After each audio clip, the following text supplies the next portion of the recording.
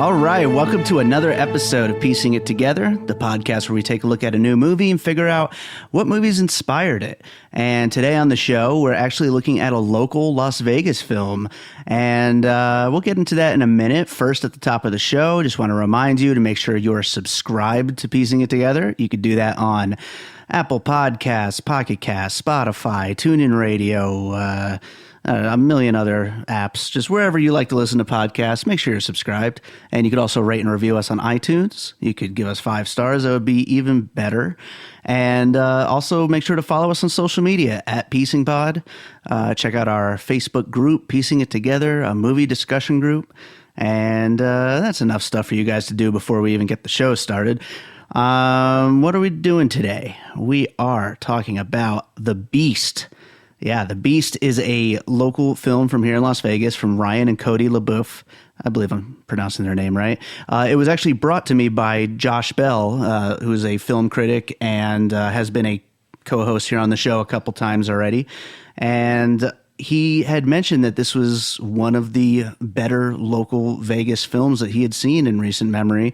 And so I was like, yeah, you know what? That actually sounds like it would be really fun to get to do another local film. We did Bus Party to Hell a few months back, which of course I had worked on. But it was cool to get to cover another local Las Vegas film. I've worked with a lot of people here in Vegas, you know, obviously on the music end of things. And so it's always great to be able to support local film, and especially when it's a good one. Let's put it that way. And The Beast is a story about a weird play director who invites these people to his house under false pretenses, and things go from crazy to worse. And it's pretty wild, and it's fun, and it's interesting and unique, and I really liked it. But we'll get into that as Josh Bell and I discuss it and get into all the different puzzle pieces, and it's a really great conversation, so let's jump right in.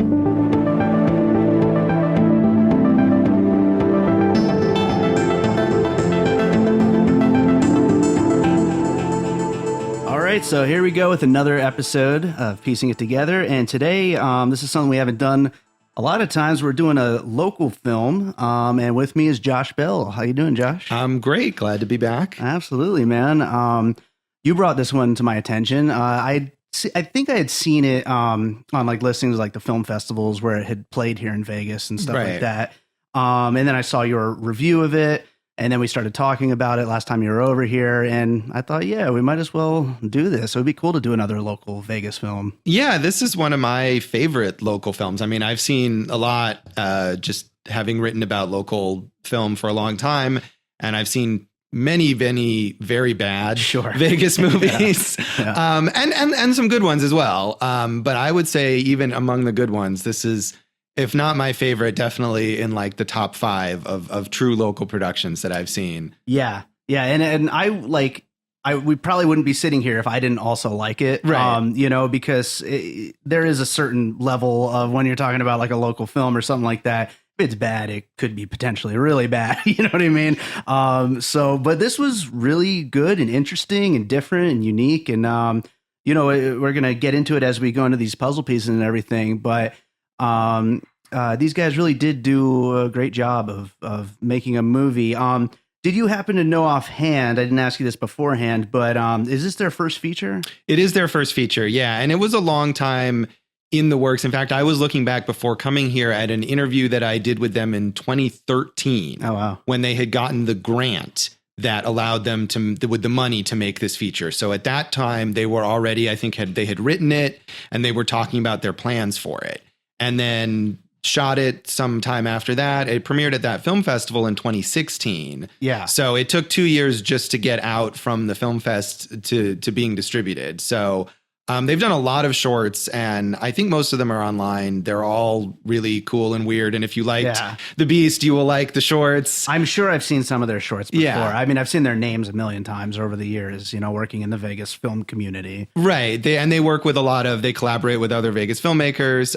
But I mean, I was always impressed with their shorts, and I was happy when they made this feature, and I'm hoping they'll make another. I don't know, maybe now that this is finally out and hopefully they got a little money from a distributor for it, maybe that'll allow them to move forward with another feature. But as far as I know, this is definitely their first, and as far as I know, their only feature. Okay.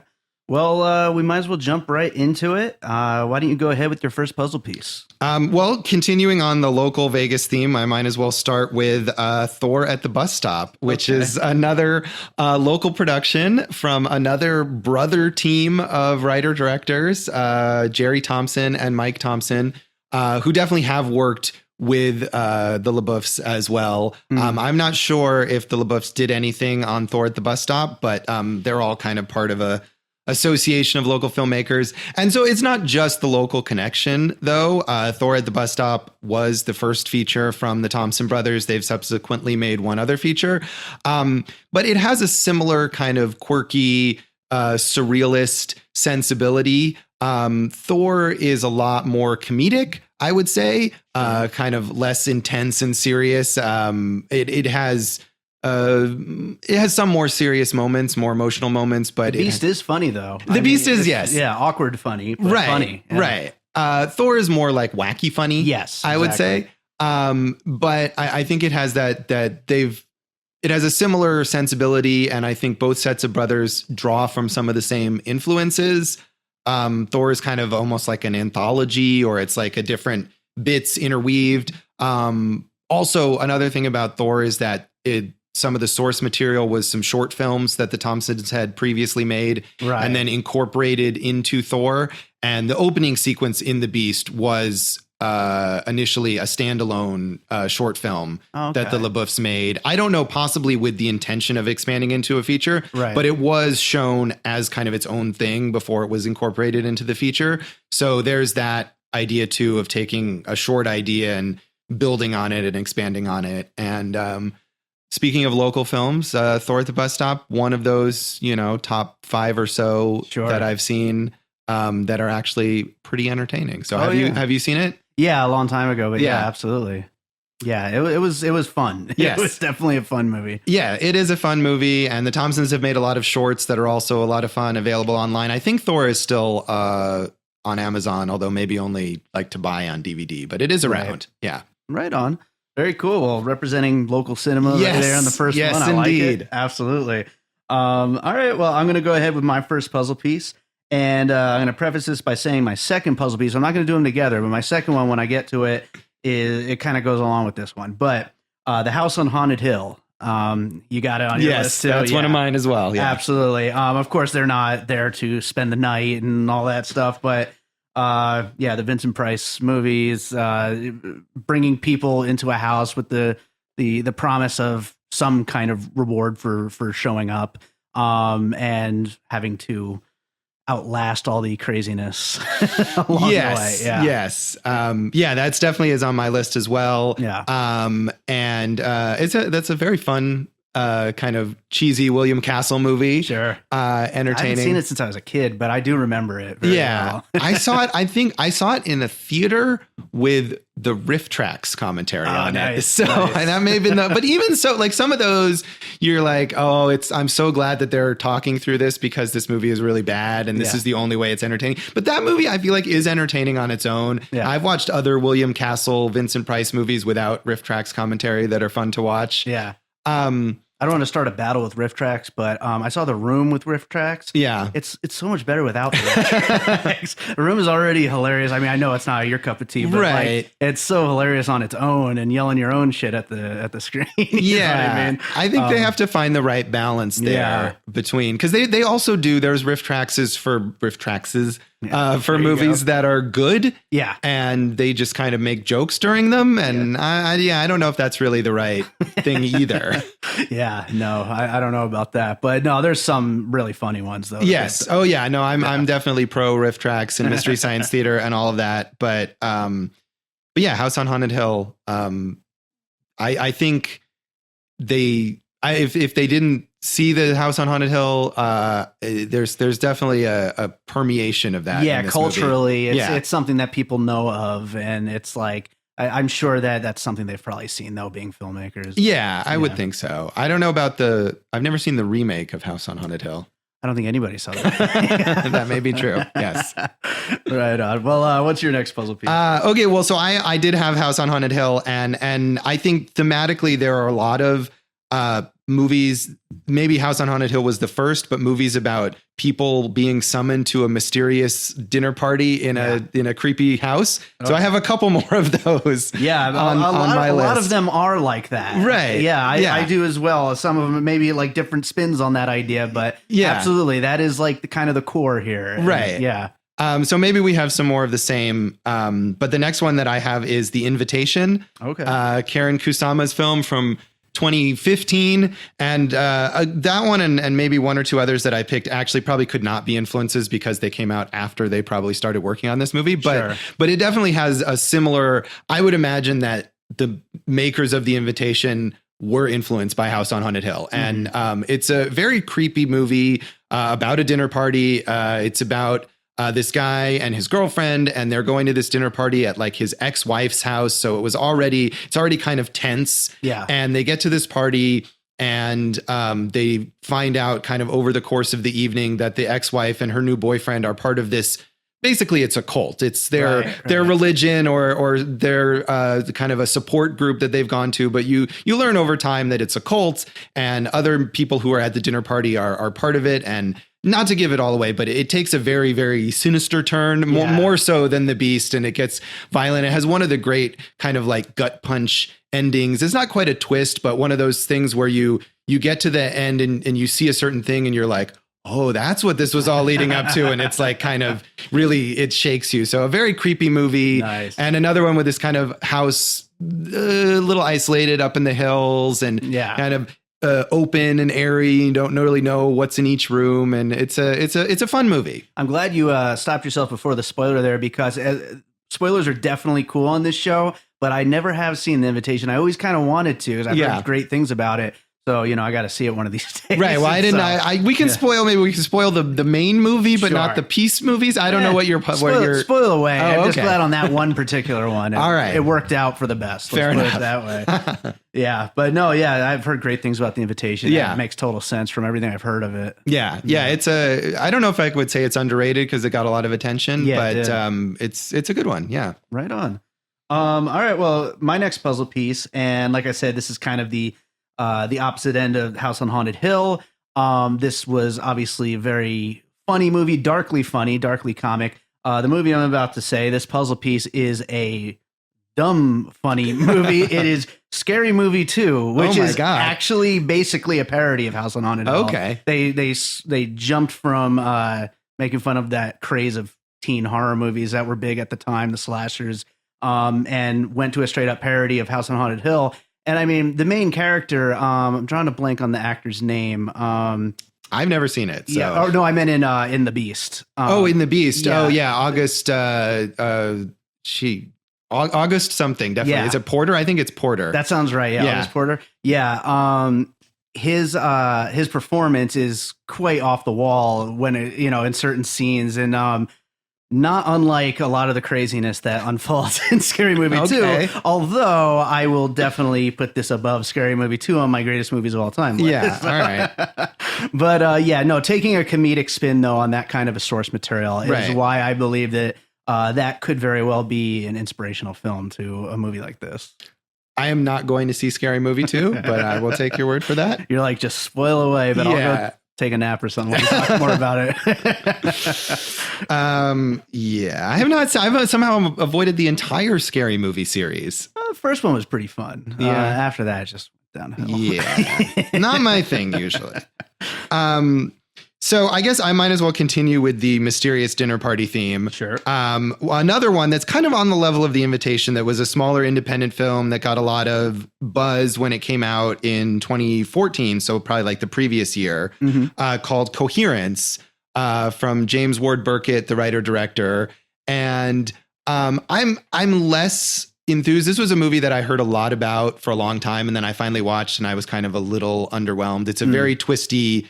The Invitation is more of a horror movie, I guess you would say, and Coherence is more of a sci-fi movie. Okay. These friends all get together for a dinner party the night that a comet is going to pass close to the Earth, and as the comet passes, something happens, and they end up discovering sort of duplicates of themselves running around. I'm trying to think if I've heard of this movie. It does sound familiar. It's I think I watched it on Hulu actually like a year or two ago, and so I think it's out there streaming. It's a obscure cast. I think the most famous person in it is Nicholas Brendan from Buffy the Vampire Slayer. Oh, nice.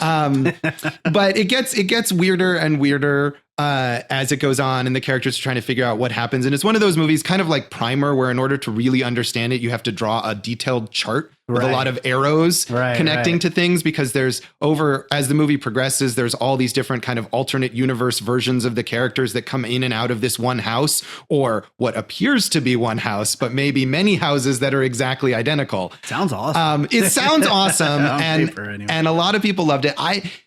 In theory, I really liked it, but I felt like as it went on, and also weirdly enough, for a movie that intricate, all of the dialogue and character interactions were improvised. So it's kind of this weird combination of like densely plotted science fiction and like very loosely put together hangout scenes. Yeah. And I don't know if I felt like it all came together, but it's another movie also that was obviously made on a very small budget and came out of the idea that like, hey, the writer director has like a friend who lives in this cool house. Right. What could we make there? Can we invite all our friends to come star in it? And I think that's the spirit of these kind of movies as well. Oh yeah, for sure. And it is a really cool house, actually, now that you mention it. Yes.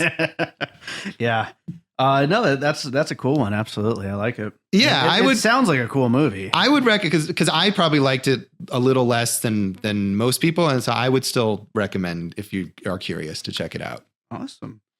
Right on. Well, my next puzzle piece, I'm going to move away from the crazy invitation to a house thing. Although, it is, I don't know. my next one is actually Synecdoche, New York, which is a crazy play director. Right.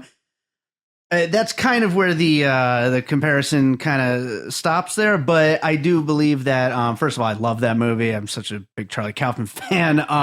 But Synecdoche, New York, that character, so weird, and the play that he's making is just unbelievably bizarre. And this is a different kind of bizarre play that the main character in The Beast is making, and is bringing his actor to the house along with all these other people. But I still see parallels there as far as seeing the life of this crazy playwright, you know? Yeah, I think so. And I kind of we see a very small portion of the play in this movie. The play, which is called Rabbit Days, which was the original title. Right, of The Rabbit Beast. Days. Yeah, yes. Yeah. And I sort of like that we don't see too much of it, because it gives us the chance to really imagine how insane and ridiculous it would be. And there's that scene in The Beast where August tells the actor, well, the big monologue at the end, let's just put it at the beginning instead. And you know that obviously that's not ever like a way to make a good play. Yeah. But, just you can think about what kind of craziness would he possibly have come up with for this production. Oh, yeah, absolutely. You kind of wonder, like, where did this guy come from? Where did these ideas coming from? This brain is not exactly solid. Right. And that's what's so entertaining about it. Oh yeah, absolutely.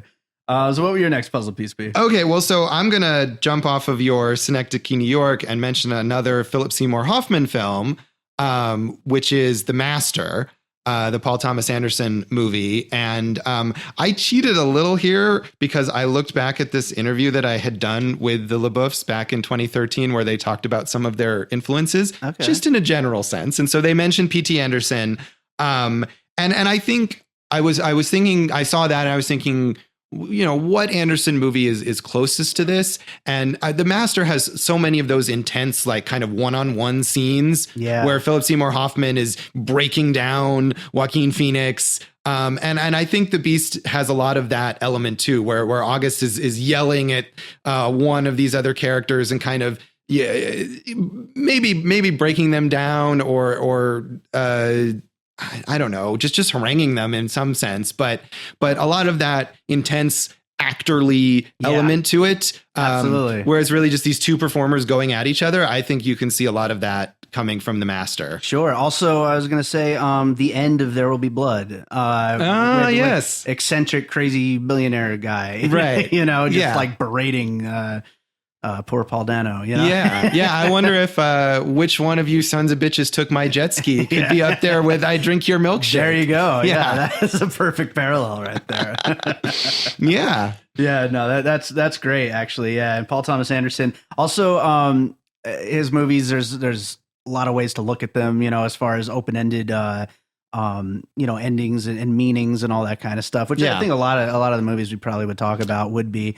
But that's one of the things actually I should mention is one of the things that set this apart from a lot of smaller independent films that I've seen, especially local ones, is movies that aren't just like a very by the books kind of a thing, just a straight horror movie or straight comedy or straight whatever. It's very open-ended, and that's one of the things I found the most interesting about it. Yeah, you definitely wouldn't go into this movie expecting to explain it after you came out or whatever. Exactly. But it evokes a mood, I think, really well. And they use their limited resources. You got the one main location and a handful of actors. Yeah. But they put those to use really well. So you're not watching the movie just thinking about how much they didn't have, which I think, a lot of not just locally, but in general, like low budget indie filmmakers, they reach further than their means. Yes. And it doesn't matter how good their writing is or whatever. It's just like, well, you didn't have the production values needed to pull off this, giant post-apocalyptic world or whatever. Yeah. But you just go out in the desert. They got that production value. Well, that's true. Yeah. But in this movie, I think there's a lot of artistic ambition in it. Yeah. And production wise, it uses all of its resources very well. Very well. Yeah. Absolutely. Right on. Well, my next puzzle piece is also a movie that takes place in one location, is Carnage, the Roman Polanski movie. And the main reason why I thought of this one is because one of the main things I thought during that movie is, why the fuck are you people staying in that room? Right. And same thing with the Beast. It's like, leave, like seriously leave. You know, I think some of the characters even say it to each other at certain points, like, why are you staying here? Just go, go. And they just never leave. There's a couple of times where there's something like literally stopping them. But for the most part, you're like, just go, man, just run, run. Yes. How far can you be from civilization? Right. It's only 30 minutes outside of town, according to August, is what he tells them. Yeah. Go. But there's that. I hate Carnage. You didn't like FYI. that movie. No, I really dislike that movie. And I actually speaking of Carnage, I didn't mention, well, I'll mention it now, but I specifically didn't want to mention Who's Afraid of Virginia Woolf, which is another similar, kind of where the characters are just yelling at each other for 2 hours in one location. And I just really dislike both of those movies. Yeah. But I can see, I'm both based on plays also. Yes. And this has a certain play, almost stage quality to it. Oh yeah, absolutely.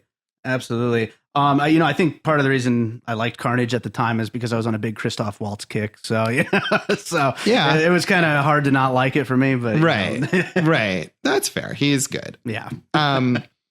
So, okay. I'll continue on my, my cheating, sort of kick there. And another influence that the LeBoeufs had mentioned in general on their work is Stanley Kubrick. Okay. And so again, like Anderson, I was thought, okay, well, what Kubrick movie really connects here? And I think The Shining actually connects a lot here. You've got this isolated lodge with a handful of people in it who, in that case, can't leave, really. Although they maybe could. And The Shining is another one of those movies where you watch, you think, you just go. Yeah, get out of there as soon as you can.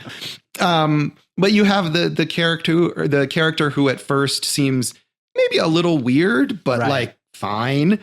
And over the course of the movie, you realize is a totally unhinged, crazy person. Yeah. The Shining is more violent than The Beast, I guess I would say. Sure. But it has that same escalation, and where the characters are they're isolated and they're either unable to escape or unwilling to escape, and things just get worse and worse. And you realize you can't reason with this guy. Yeah. You know, at first it's like, well, okay, what's going on here? Why don't we talk about this? And then quickly it becomes clear that talking about it is impossible. Right. And even if he agrees to something, you can't trust him. Yeah.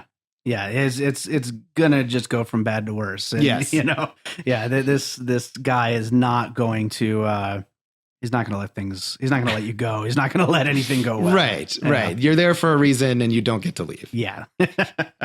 Right on. That makes a lot of sense. And yeah, I mean, Kubrick's such an influential director. I mean, it makes it would make sense just in general that these guys would be influenced by his work. Yes. Right on. My next one is actually a bucket of films.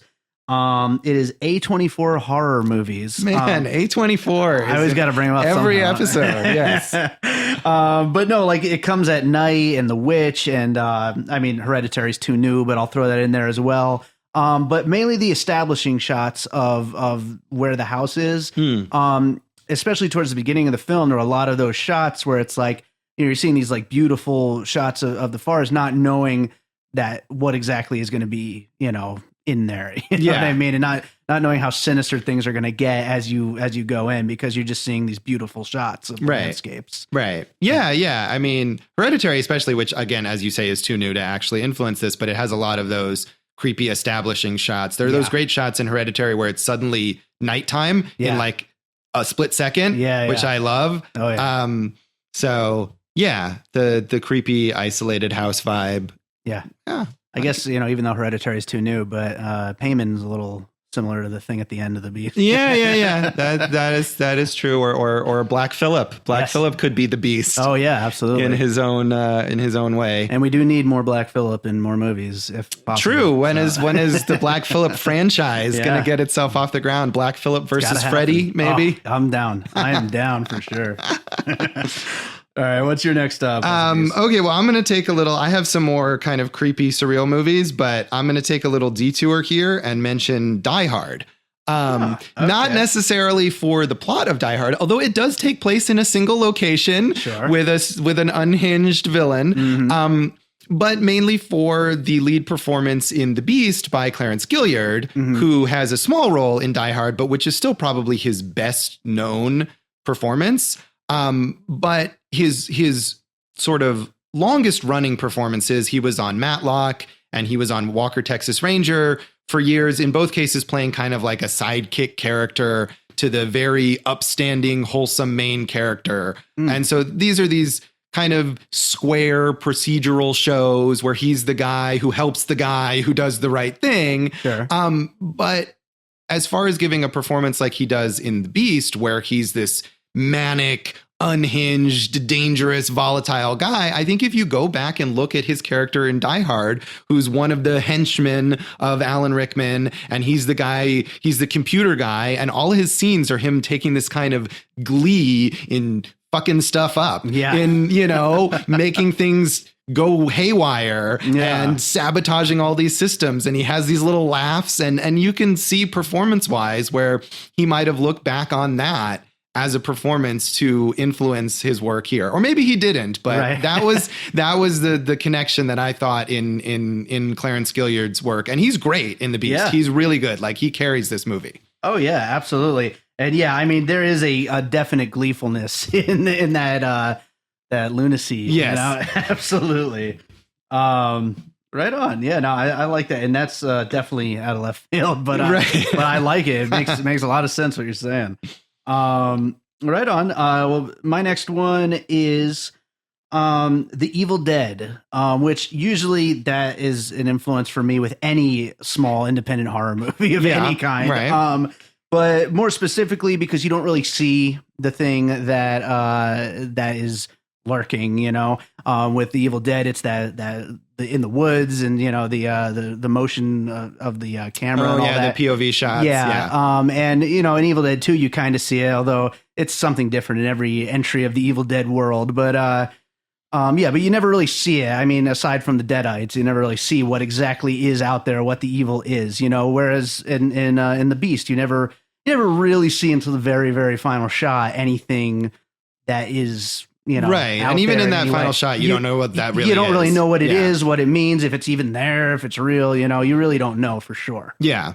Yeah, the Evil Dead. Well, I know you're a huge Evil Dead fan. Yes. And I like those. I mean, it's been a while since I saw the Evil Dead, I think. But yeah, that's a fun and certainly influential, like you said, on basically every low budget horror movie. I got to do a Breaking It Apart on Evil Dead. That would be There great. you go. And that's another movie that, like, when Sam Raimi made that movie, it was like, hey, we have this cabin. Yes. We have some friends. Yeah. What can we do? We have a Bruce Campbell. Right. And that was his sort of intro, and that making something like that got him to where he is. So maybe the LeBoeufs will get Sam Raimi levels. You never know. Yeah, they just need a good Bruce Campbell. Right. So I'm going to go back to the surreal, odd things I have a couple more. One is Mulholland Drive and also David Lynch in general. I mean, there's a clear, strong David Lynch influence in this movie.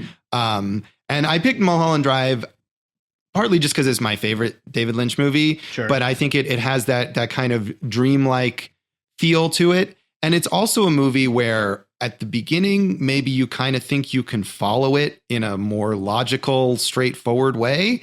And as it goes on, you just have to let that go. Yeah. And I think this movie, too, you're like, OK, he's a professor and he's got his colleagues and I see what's happening here. And then somewhere around the middle, you just have to say, like, I'm just going to go with this because I don't know and I'm not going to know. Exactly. And David Lynch can definitely get audiences there. And I think this movie does, too. And that's the power of a movie like that's surreal and weird and makes no sense can easily just be a chore and tedious. And you're like, well, I don't even care. And why am I watching this? But if you do that well, you can draw the audience in just as effectively as if you were telling this clear, straightforward story where people are like, oh, what's going to happen now? Sure. Absolutely. Yeah. Yeah, no, it definitely has very Lynch-like qualities to this movie. And I think you had mentioned that to me before I saw it, actually, when you first recommended that I watch it. And definitely, definitely.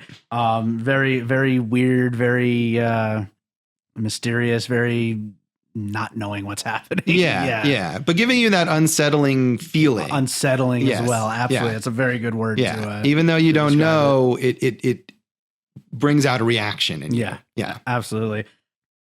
All right, cool. Well, I am going to go with my next puzzle piece then. And that is Waiting for Guffman, bringing it back to the crazy, film director. I mean, play director. Yeah. I just wanted to make sure I mentioned that one on this episode because when you see the little bits and pieces of the play, which you don't see much, it's pure. It's ridiculous. That's true. And I think Guffman has that quality too, where you see just enough to think about how bad this play must be. Exactly. But, they leave it mostly to your imagination. Yeah. And it's like, it's a little sad, but it's like, it's great. It's funny, Yeah.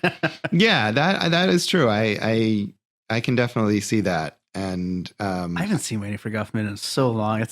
I love that movie. It's been a long time too. And I feel like Christopher Guest has really ridden that whole bit into the ground. A little bit. His most recent thing, I didn't like that much. Yeah. But Guffman, so it's one of those things where, like, at the time you were like, wow. And I wonder now maybe you'd think, oh, well, this doesn't seem as fresh because he did it so many more times after that. Yeah. But it was great. I will watch it and I'll let you know. Yeah. That could be another break. That movie is so influential. It's absolutely true. Yeah. No, it really is. Especially to Christopher Guest, but right, yes, he just influenced himself. Yes, absolutely. But I mean, it basically became a whole genre. It did. Out of that one movie. Oh yeah, absolutely. Yeah, so good.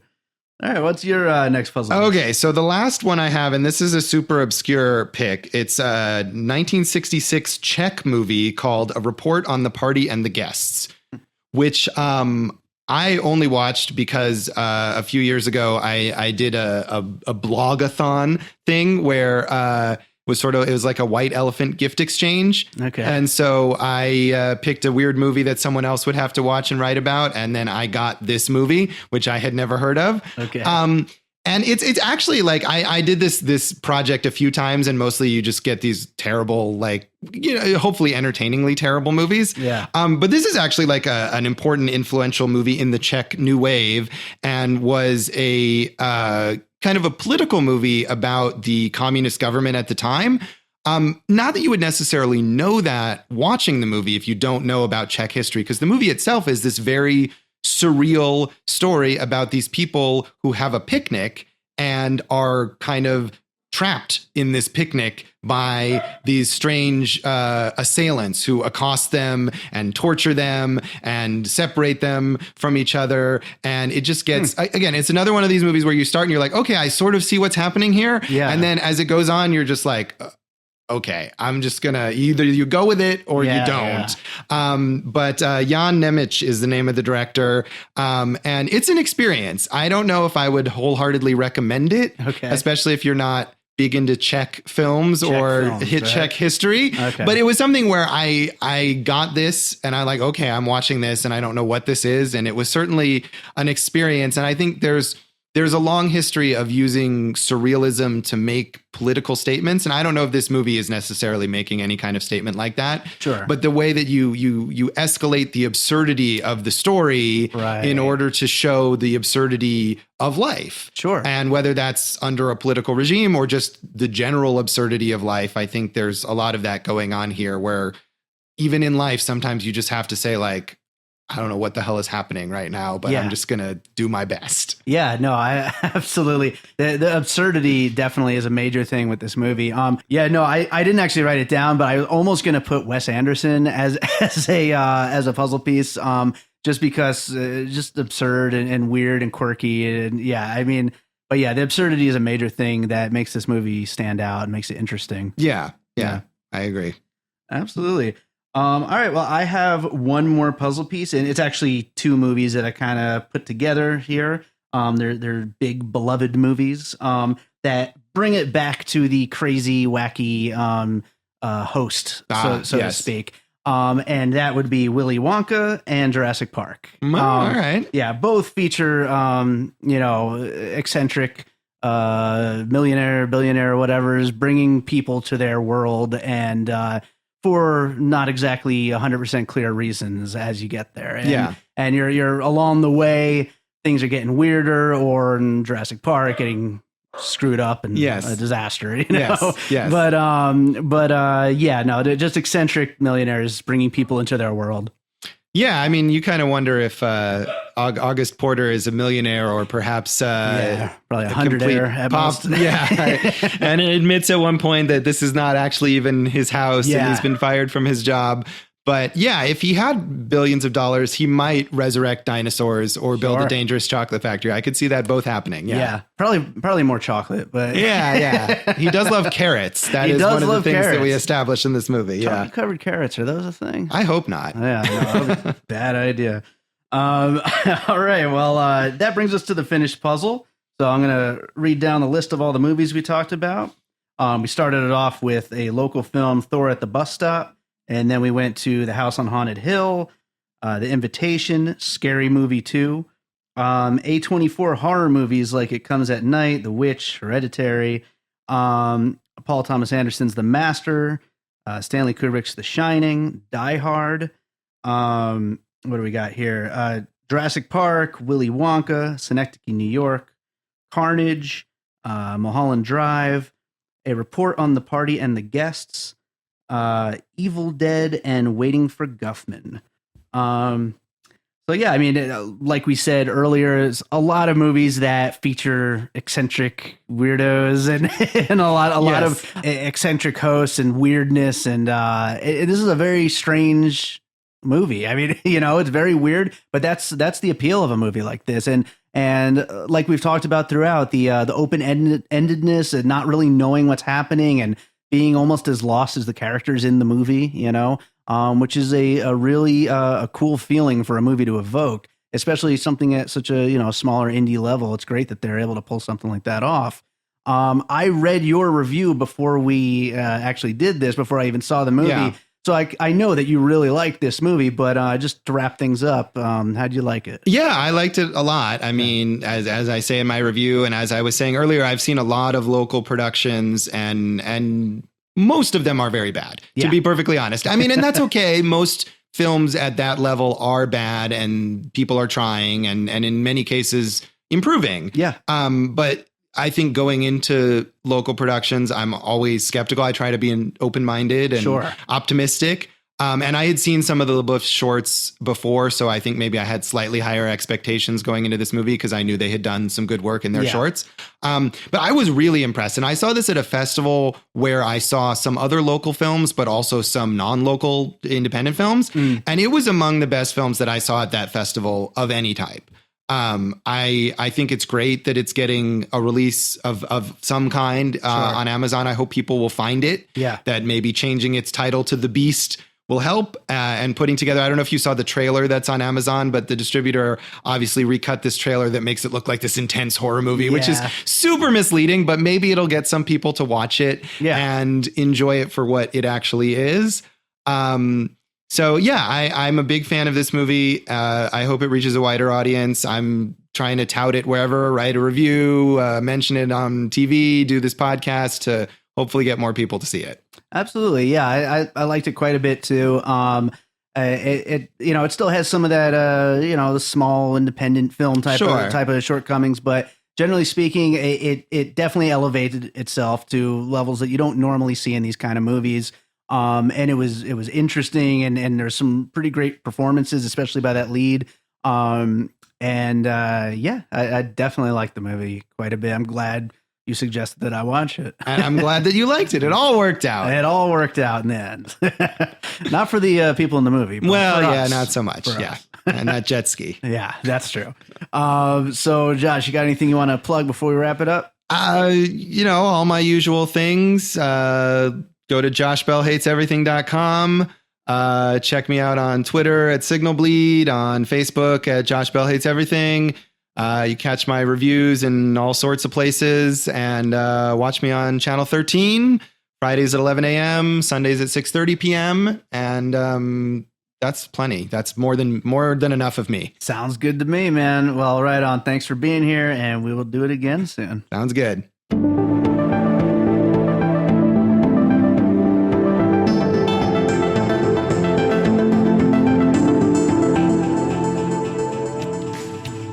Everyone, it's Danny from Watching My Stories. I watch a lot of TV and movies. My husband does not. So listen as I share with him what I'm watching while he tries to pay attention, show interest, and understand my point of view. New episodes are released every Sunday, so check us out at watchingmystories.com or subscribe on iTunes, Google Play, or wherever you listen to podcasts. Until next time, I'll be watching my stories. All right. Yeah, make sure to check out that podcast. And also you should check out the Brian and Sherry Show, which is on Blog Talk Radio on Thursdays at 9 p.m. Eastern Time. You can also check out briansherryshow.org. That's going to be another podcast that I'm actually going to be a guest on pretty soon. So I'll make sure to post a link for that once that's up. But definitely check out the show in the meantime. And I hope you enjoyed that talk with Josh Bell. Talking about The Beast, and make sure you go check out The Beast. It is available to view on Amazon Prime. You can rent it on there or buy it, and it's definitely a movie worth checking out. It's always great to support local film, but like I said at the beginning, especially when it's a good one, So yeah, definitely check out The Beast, and I hope you enjoyed that conversation. And I hope you're enjoying the show. If you are, make sure to leave us a rating on iTunes. 5 stars would be great. And you can send us any feedback you want. I'm open to anything. I definitely want to hear from you guys. You can tweet at us at Piecing Pod. You could also join our Facebook group, Piecing It Together, a movie discussion group, or you could just email me by davidrosen@gmail.com. So with that being said, I think that's it for this episode for this week. But, we were actually supposed to do a episode on the movie Searching this week, but we had to postpone that. But we should be getting back to that next week, along with an episode on The Nun. And we've got a couple other episodes coming up here too soon. So we have no shortage of movies to watch and talk about. So I hope you're enjoying the show, and we will talk to you soon.